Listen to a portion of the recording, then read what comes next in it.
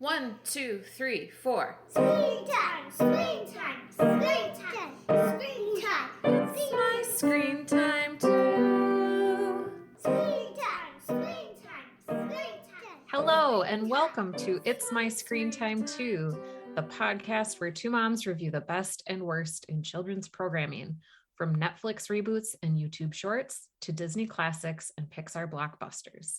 We watch, you listen. Find out what you can tolerate watching for family movie night, what to avoid altogether, and what you'll want to watch alone voluntarily. I'm Deborah. And I'm Katie.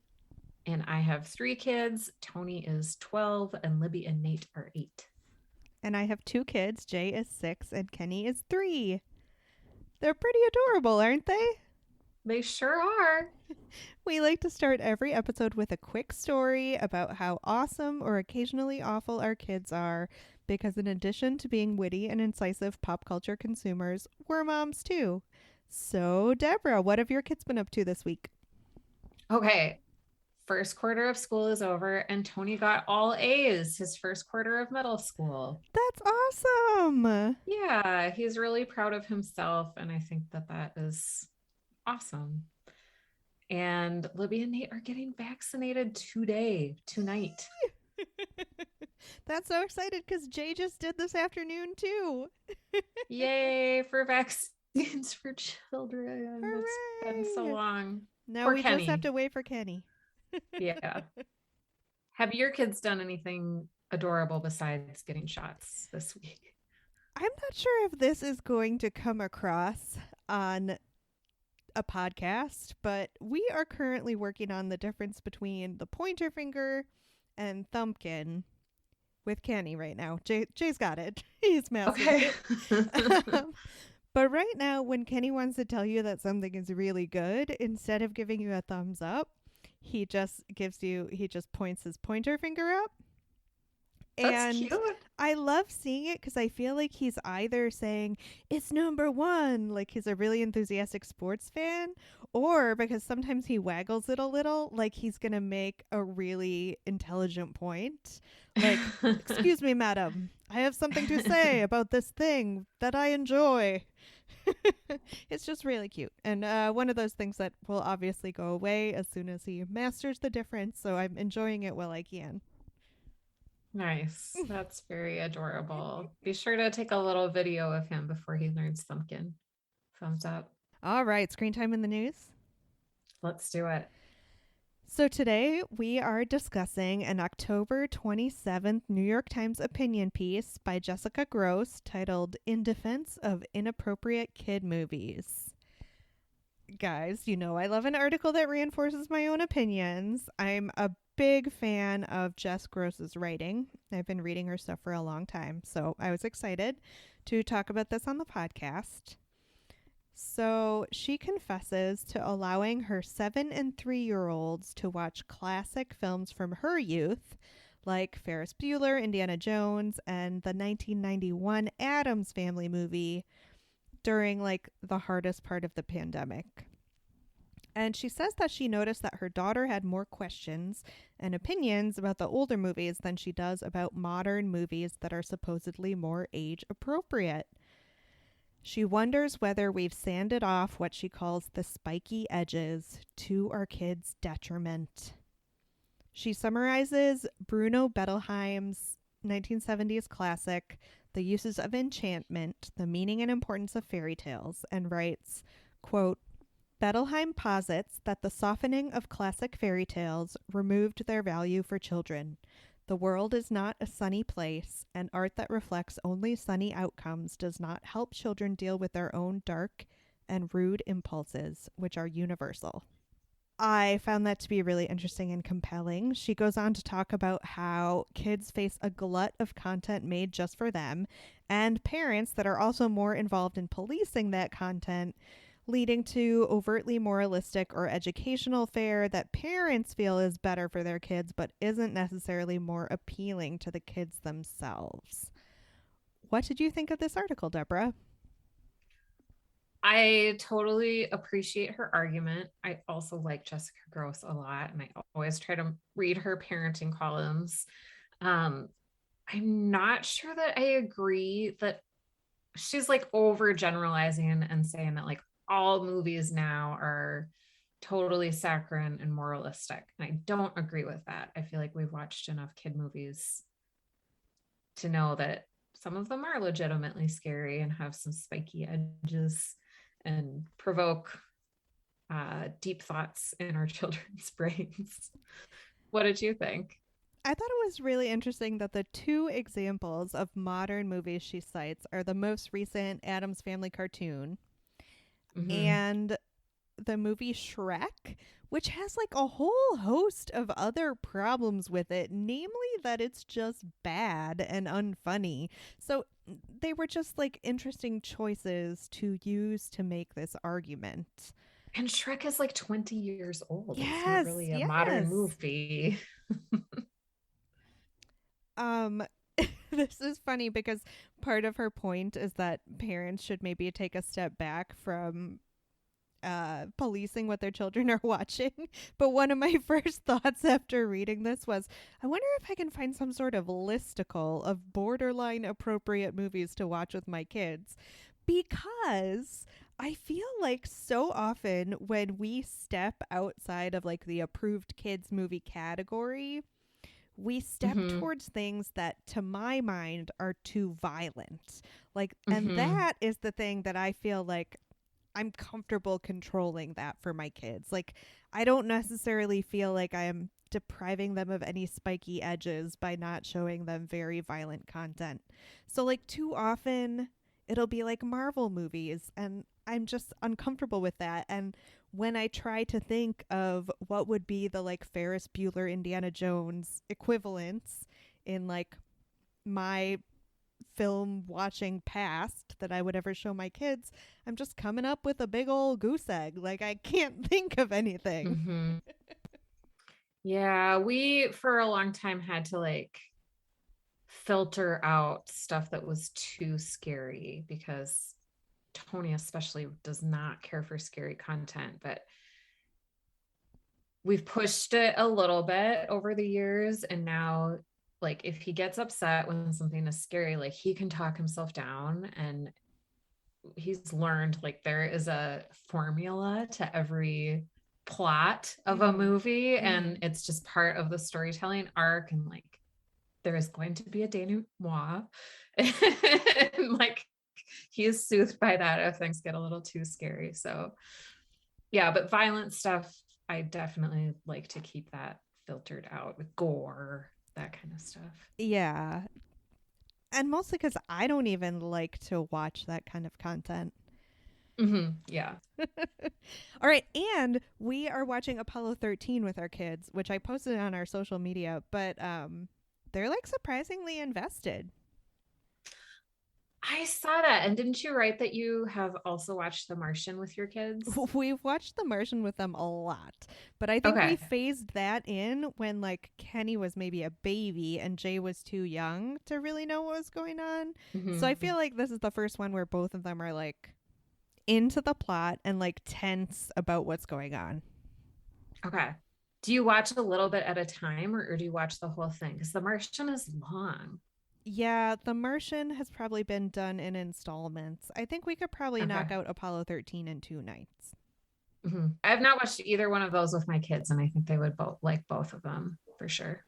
I like them. Well, sorry, Jess Gross. I know we're not supposed to think about things in terms of being educational for our kids, but I can't get out of that mindset. But I love that both of those movies are so focused on encouraging problem solving when things get difficult. Mm-hmm. Mm-hmm. Totally. So definitely a lot to think about in this article. It'll make me maybe make me feel a little bit less guilty next time we turn to something that is maybe more interesting for the parents than the next My Little Mm-hmm. Pony movie. Do we have any follow up from our last episode? We took a week off, guys. Thanks for sticking with us. We talked about whether or not holiday movies or just holiday specials count as screen time in like the hourly log of screen time for the week. Mm-hmm. And I came across a movie with Owen Wilson and It's a Thanksgiving special, and I just wondered if you have watched it. And of course, I'm like blanking on the name right now. All right, let me look it up. Freebirds from 2013. Uh, Owen Wilson and Woody Harrelson are in it. what? And it's about Thanksgiving? Yeah, it looks kind of funny. I might watch it and report back to you on I our think you next should. We're episode. lacking in good Thanksgiving holiday movies. Right, right. I don't think of that. I mean, I think of like the Rose Parade and like football as being Thanksgiving content. Doesn't the Rose Parade happen at New Year's? Isn't there a parade on Thanksgiving? Yeah, the Macy's Thanksgiving Day Parade. That's what I'm thinking about. Okay. Okay. I was like, is my timeline that off? I thought it was after Christmas. Okay, no, you're right. No, I just don't have my parades very straight. Okay. Anyway, are we ready to move on to our real topic today? Yes, what is our real topic today, Deborah? Today, we are talking about Clifford the Big Red Dog. It just came out on November 10th, and it's released in theaters and on Paramount Plus, rated PG. It's my perfect length of movie. It's an hour and a half. And it was directed by Walt Becker, who directed late career John Travolta vehicles Wild Hogs and Old Dogs, as well as early Ryan Reynolds content, like the movie Van Wilder. Most recently, Becker directed Alvin and the Chipmunks, The Road Trip in 2015. The movie was written by Jack Sherrick, writer of the Smurfs movies, and it was based on the classic children's books about a giant red Labrador by Norman Bridwell, first published in 1963. There was previously a cartoon series produced by Scholastic in the early aughts that aired on PBS in the United States and the BBC in the United Kingdom. And in this movie, Emily accidentally adopts a puppy who grows enormous overnight. And she and her uncle, who's babysitting her for the weekend, have adventures across New York City as they have to protect Clifford and keep their apartment that doesn't allow pets. We picked it because we always like to be on top of what's new. And this just came out. And we're always interested in new adaptations of classic children's books. I think the standout recently has been Paddington, right? Like, who thought Paddington and Paddington 2 were going to be as good as they were? Like, I would never have pegged that. So I was looking forward to watching this one to see if they could work some similar magic. Oh, yeah. Paddington is so good. So what's your background with Clifford? Did you read Clifford books growing up? Did you read them to your kids? I remember Clifford books from my childhood, and I've definitely read a lot of Clifford books to my kids just because they're so ubiquitous. Because Scholastic, I mean, I think they have republished like the classics, but then there's all these spin-offs of like board books and easy early readers and all different kinds of new adaptations of Clifford. I kind of prefer the old ones, which are a little bit harder to find. And I've never watched the show. How about you? This is perfect because my Clifford exposure is minimal. I maybe remember, I was dimly aware of Clifford as a kid, probably read a couple Clifford books in my life, but I don't think I've ever read a single Clifford thing to my children, nor have we watched the PBS show. So we were coming into this fairly blind. Oh, interesting. See, I think at our branch library in the kids section, there was like, when my kids were were a few years younger, there was like a basket right at their eye level that had all the Clifford books in it. And I think that was just like a go-to, which I much preferred to the Berenstain Bears books. Yeah, I read a ton of Berenstain Bears books growing up, and I tried to steer my kids towards them. And they're super long. Have you read a Berenstain Bear book lately? Oh God, yes. And they're so moralistic, yes. Speaking of. Yes. But also super long. They take forever. Don't read them before bed if you're on any kind of clock. My goodness. All right, but we are not here to talk about the Berenstain Bears, even though I obviously could for a long time. Basic question. Did you like the movie? I liked it. How about you? Oh my gosh, I hated this so much. Oh, oh, what's not to like? Talk about everything Jess Grose was warning us against. It's Oh, just a funny. completely unearned tale about intense friendship that develops over the course of 24 hours and like a connection to a community that hasn't even been established. I don't there All right. As usual, let's delve into my psyche for a moment. I do not live in places for very long, usually not for more than a few years. And I Hmm. never have. Well, not since becoming an adult. So the whole basis of this plot line is that poor Emily is having a hard time fitting in Harlem because they're from upstate New York and they haven't lived there for very long. A struggle I can relate to. But Hmm. they very quickly flip around to show her interacting very closely with all the shopkeepers in her neighborhood, all their neighbors. Like, she's their favorite person. And right away, my little nomadic ears pricked up and thought that there's no way. There's no way this neighborhood would have embraced this child so fully in what was supposedly a very short period of time. And then she gets Clifford, and the entire action of the movie takes place over 24 hours. I don't know. Bonds don't form that quickly, folks. They don't. Oh, I'm sorry. So your disbelief was not suspended, and we haven't even talked about the CGI yet. Oh my gosh. Oh my gosh. We'll get there, but I just couldn't. And listeners, we don't want to spoil how the story ends, but it relies a lot on being embraced by your community and like being accepted for who you are.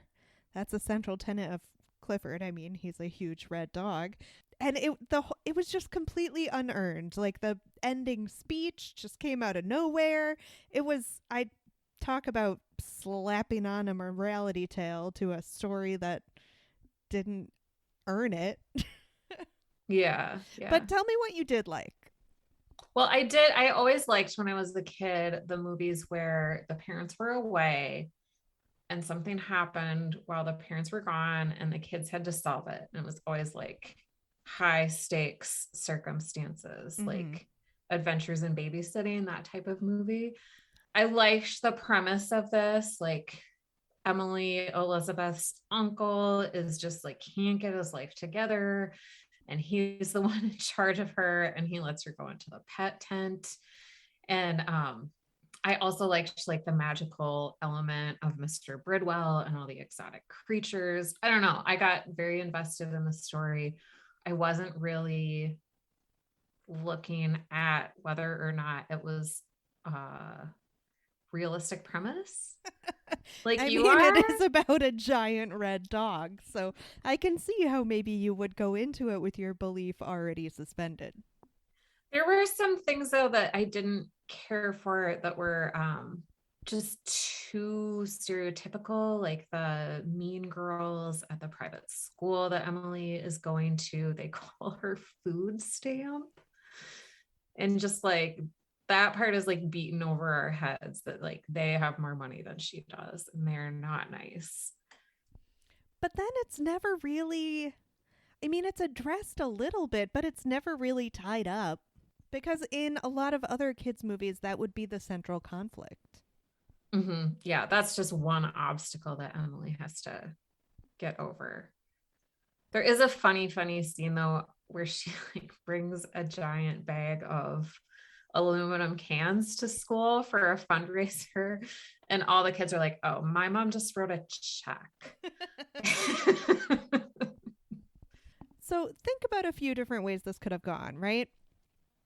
Emily's struggling at school because of the Mm-hmm. income inequality and the kids are not nice to her. She gets a giant red dog that everybody loves, struggles with all of a sudden being the popular girl, and then ultimately learns how to be kind to everyone in the school. That would have been fine. Mm-hmm. Or like Emily gets Clifford and falls in love with him, but she's not allowed to have pets in her building. And it's all about warming the heart of her crotchety landlord. Also, great. Something about her ne'er-do-well uncle learning how to take responsibility, sort of like Uncle Buck style, that would have been fine. But instead it's like, oh no, there's like a genetically modified food company that is involved. Why are we doing this? Yeah, it had the feel at times like maybe it started out with like a very conventional script like you're describing, and then it went through the Hollywood ringer and like some other people punched it up like to the maximum to get to that scene where they're walking through like the GMO building with like the mean sheep and stuff. Is there like a canon to how Emily gets Clifford in like the Clifford books? Had you ever read an origin story book? Oh, something happened in the beginning of this movie. I watched it with my kids and I was like, is that true? And Tony confirmed that it was how it was in the original book, but I don't remember. Okay.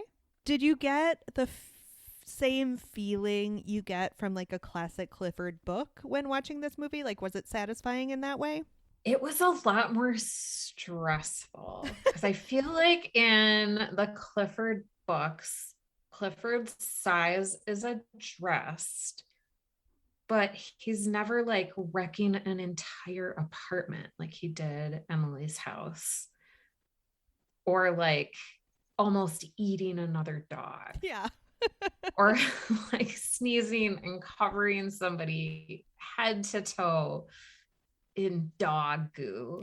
Like the movie, just because of the medium, I think was just like much more like visceral. What did you think? Well, not having ever really read or internalized Clifford books, I don't know that I had anything to compare it to, but I wasn't feeling any warm fuzzies at any point while watching this. Yeah, and I think in the more of the original books, like Clifford is a full-grown dog. Like he's not a puppy. Oh. And his role is often to like rescue Emily from some kind of peril. Okay. If I'm remembering correctly. They had a small moment of that in the movie, and that was effective. Like how Clifford endeared himself to the neighborhood was by rescuing a resident from certain death. Yeah, and that's more classic Clifford in my experience. Speaking of the puppy ruining the apartment, though, there was a scene where they're in one of Emily's classmates, like $27 million New York penthouse apartment, and there's a grand piano in the corner. And I just kept thinking that there's probably a checkoff rule about if a grand piano and a giant dog appear in a film together, the dog must crush the piano by the end of Act 2. And that didn't happen. I felt that was a little disappointing. Yet another missed opportunity. There was one scene, however, that I really enjoyed, and it did not involve the dog at all. Or if the dog was in it, he was only in it very briefly. And that was like a big fight scene in a bodega. Oh my gosh, I loved that part. That was really clever. Best part of the movie. Just a lot of people fighting with like rubber spatulas, and like at one point someone gets knocked down and then his opponent emphatically sprinkles salt on him. It was adorable and carefree and well shot and structured. Yeah, if I could just clip that part, I would watch that again for sure.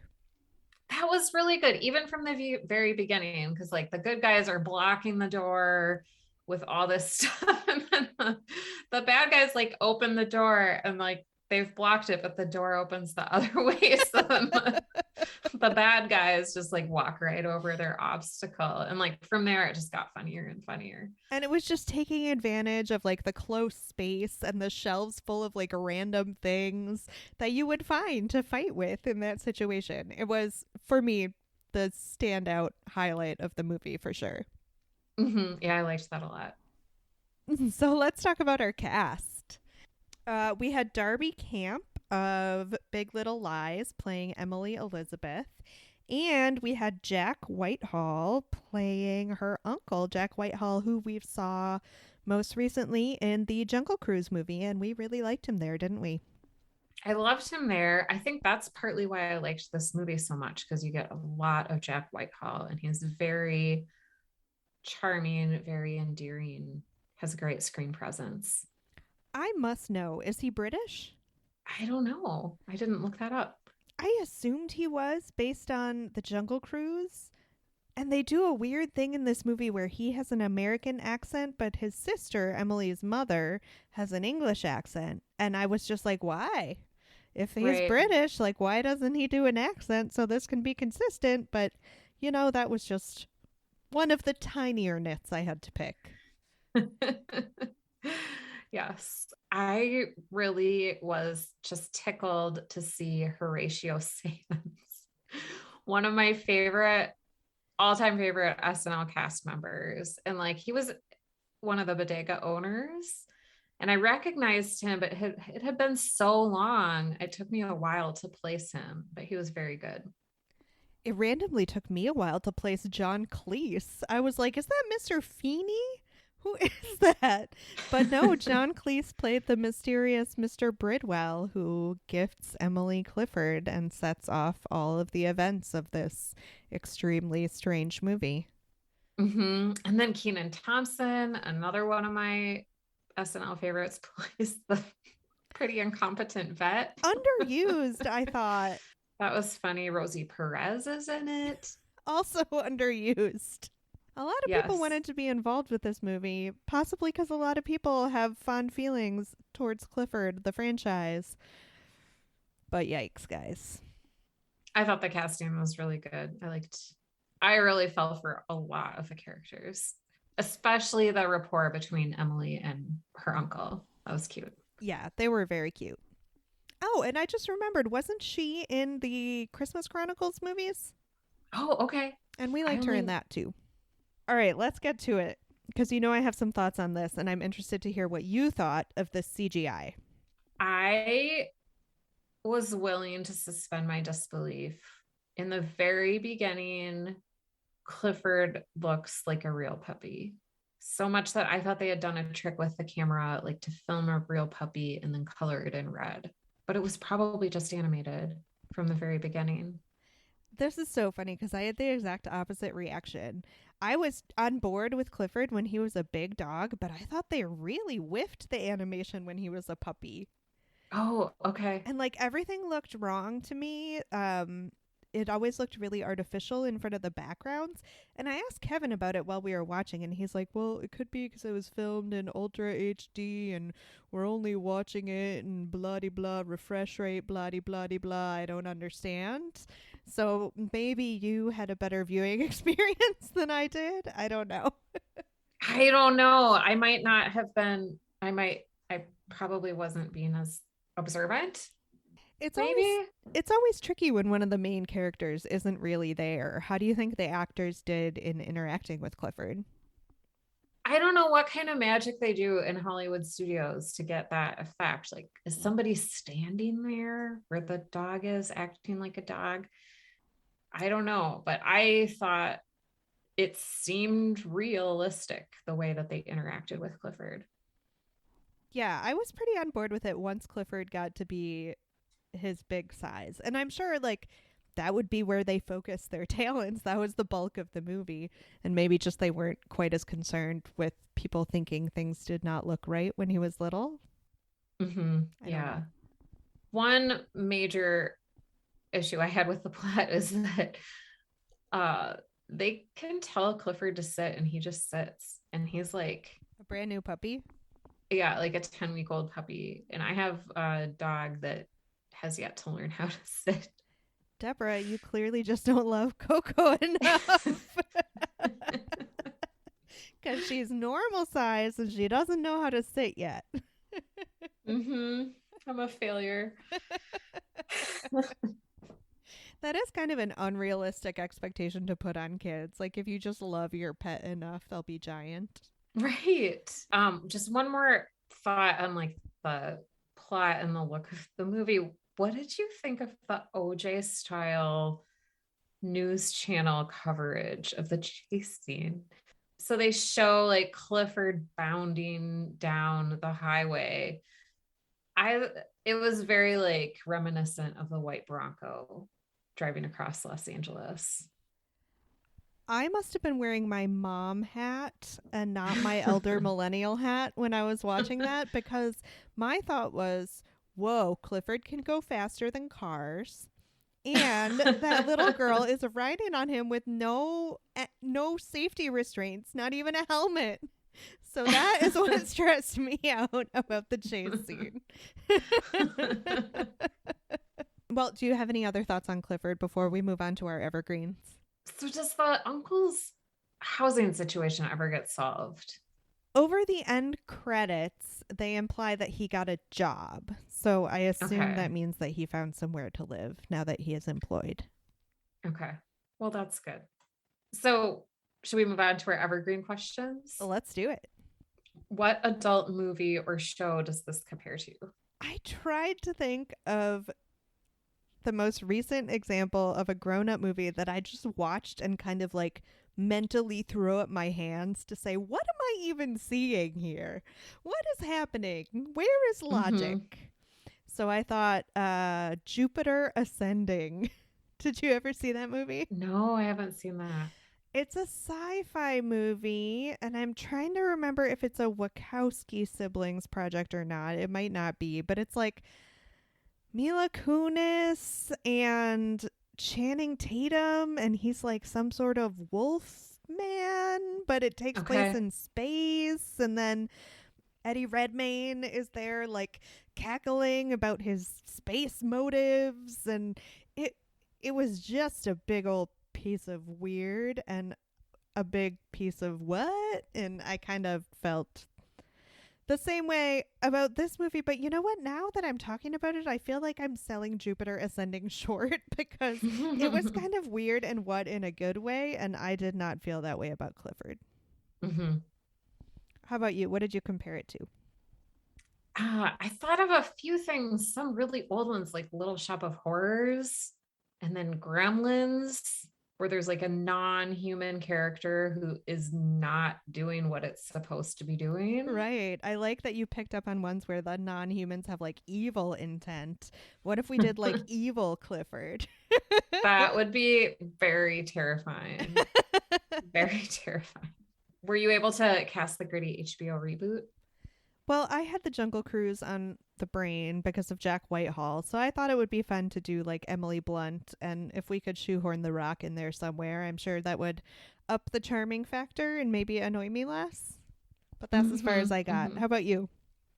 Well, I really liked this cast a lot, so I would like to keep the cast, and then instead of Clifford, I'd like a movie version of Remember Wilfred.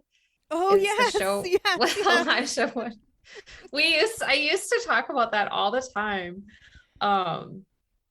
Jason Gann is the actor who plays Wilfred, and he's like a figment of Elijah Wood's imagination. He's just a guy in a dog suit. It's so funny. So I would have Jason Gann being Wilfred, but have the cast of Clifford have to deal with Wilfred in like more grown-up type scenarios. That sounds funnier than this for sure. Was it better when we were kids? I feel like we had a lot of movies about kids with non-traditional pets when we were growing up. Like there was one about a little girl with a monkey. And then you had like Free Willy, obviously. And then later, this was after we were kids, but the one about the kids with a dolphin. Like there were a lot of kid plus animal movies. Because I feel like just before we were kids, the adult plus animal movies had kind of run their course. Mm-hmm. So then they started making movies for kids about that pairing. I'm sure it's 99% nostalgia, but I think a lot of those were better than this. Like Free Willy, come on. Mm-hmm. Yeah, that was a very good movie. What do you think? So I think I'm over idealizing the time in which we grew up, but I feel like Clifford at that time, it was just some books, and Clifford was a simple concept. And I don't know how many books there were by the time I would have been reading them in like the early 80s. And sometimes I get really frustrated with like late stage capitalism, just like ekes every last drip of currency out of intellectual property. Because in preparation, I was like looking at the scholastic list of book titles for Clifford, and like, they're just not even good anymore. They're Oh. just selling them because they have Clifford's likeness on the cover. So I think it was better when we were kids because things weren't as over commercialized, although they were plenty commercialized when we were kids too. Yeah, just commercialized in a different way. I think there are definitely some properties that like they try to seize them and churn them through the machine of Mm-hmm. modern TV and movie making, and they're just not suited to the project. Like maybe Clifford just should have stayed a simple saccharine story about a little girl and her giant dog learning basic life lessons. Mm-hmm. Would you ever watch this alone voluntarily? Deborah, I know it was your ideal movie length. It was only 90 minutes, but I could barely make it through that. Oh, No, shoot. never. Sorry, Clifford. You? No. I would not watch it alone voluntarily, but I did watch it with my kids who all liked it. And I feel like when I watch something with my kids and they're laughing at the funny parts and I'm laughing at the funny parts, we all come away with it with like thinking it's maybe better than it actually is. Right. But I think we all enjoyed it enough that I can see them because they like to rewatch stuff. So they'll probably rewatch it. And I would totally sit down and watch it again with them, but not on my own. I feel like every movie that like crests that hill for you, you've got to breathe a sigh of relief, being like, oh God, no more Captain Underpants. Like everything you can Right. add to the column of things you can stand watching again and again is always a win. Right. 10 seconds on whether this is good for our kids. This is a good example of how different our experiences with Clifford were because since my kids didn't have a solid grounding in Clifford other than being aware that he existed as a concept, they were not interested in this movie at all. Like I had to watch the last 30 minutes by myself. They just Oh, weren't funny. into it. They were wandering around, they were doing other things. Yeah, it was not a hit with my kids, but I do not think that that would necessarily be the norm, especially if your kids already know who Clifford is. Mm-hmm. Mm-hmm. I don't think there's anything wrong with this. I thought it was fine for kids. Oh yeah, I can't think of Um, anything that would be like a red flag for parents at all. no. Oh, you know what? Uh, Back up to casting a little bit. I thought some of the casting was a little bit old fashioned. Like all the working class people were black mostly. Like the cop was black, whereas like the corporate people were all white. So I just thought like there could have been a little bit What about more Emily's friend and his super rich dad? Mhm. Yep, that's true. The dad was like Chinese businessman. And he Yeah. totally took Clifford in stride. Like they showed up in his giant apartment with this huge dog. He returns home and is just like, oh, okay, there's a huge dog in my house. We didn't even talk about that. There were some cute scenes in that apartment. Like the little boy is like clearly has a crush on Emily, and the dad's like, "Oh, that's Emily." And the kid is like, "Oh my God, Dad, you're embarrassing me." And he's like, "Oh no, he's never mentioned you before." Come on, And then son, he's I'll like, tuck "Should you I in. tuck you in?" Something I've never done before. That was really cute. The dad like picking up on the preteen angst. Yes. There were definitely some small moments that rose above the material for sure. Hmm. Ratings? 2?